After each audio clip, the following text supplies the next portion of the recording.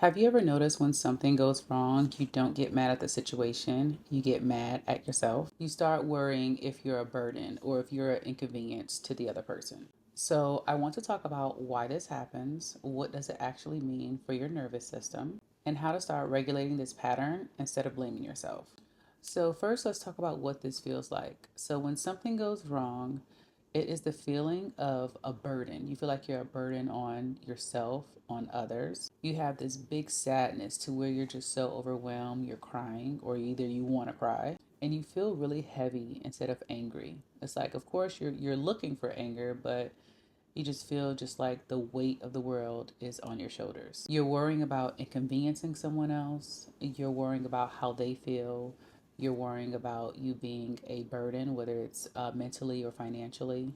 You're over apologizing. You're worrying about their stress and not yours. And so then your mind goes into fight or flight. You're either wanting to just leave, to just dead the whole situation. You're quickly wanting to fix it or just disappear and go off somewhere on your own. So it's not the situation that hurts the most, it's the meaning that you attach to yourself in the situation. If this resonates with you, you're not dramatic, you're patterned. So let's talk about emotional misdirection. So this probably happened a while ago. You're probably not going to remember when, but when your body wants to feel angry and but it can't and it feels sad, somewhere down the line your body learned that anger causes conflict or it pushes people away or it makes you look difficult. So in all other words, anger doesn't feel safe. And now your system rerouted anger into sadness, guilt, and self blame. Now, sadness is much more safer than anger. So it doesn't mean that you're weak. I used to think that. It means that you learned how to protect connection. So now you have developed over responsibility. So you attach guilt to certain situations that are not yours, that are not your fault.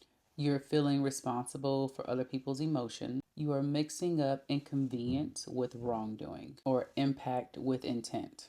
This is common in women and mothers, emotionally intelligent people, and people who have had to be the strong one. So you can be involved in a situation, but it does not mean you are at fault. So when something happened, your body scans for safety.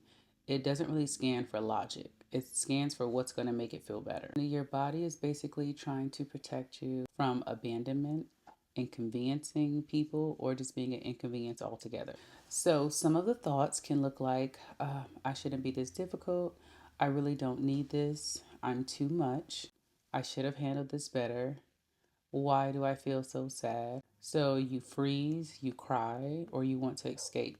So basically, anger mobilizes and shame immobilizes. So when you feel this happening, let's talk about some things that you can do, which are these are things that I do as well. I'll start naming my emotions and how I feel.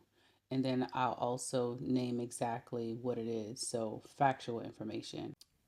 When I feel overwhelmed with things like that and I'm in that mental state, I'll say, you know what? I am not a burden. And this burden right now is a trigger. I am safe right now.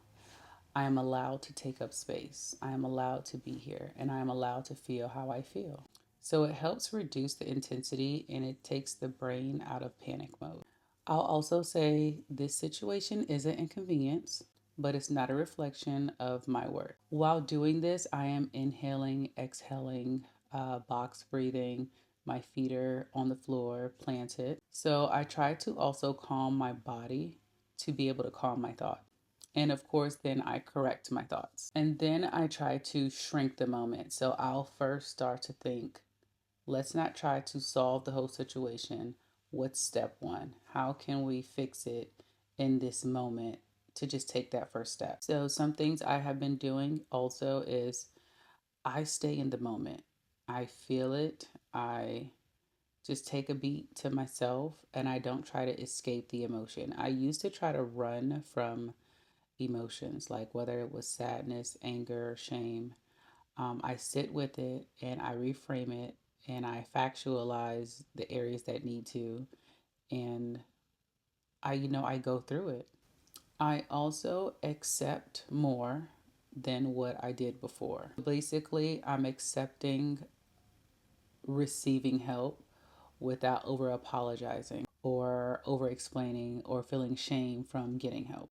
I am also really working on someone else's stress doesn't automatically mean I caused it. And it doesn't mean that it's mine to bear and to carry. So healing isn't about never feeling things, it's about not letting it run the show. And so I just wanted to let you know that just take things one day at a time. We got this. I started an ebook that I have below that will help you regulating your nervous system, help you get out of the fight or flight mode.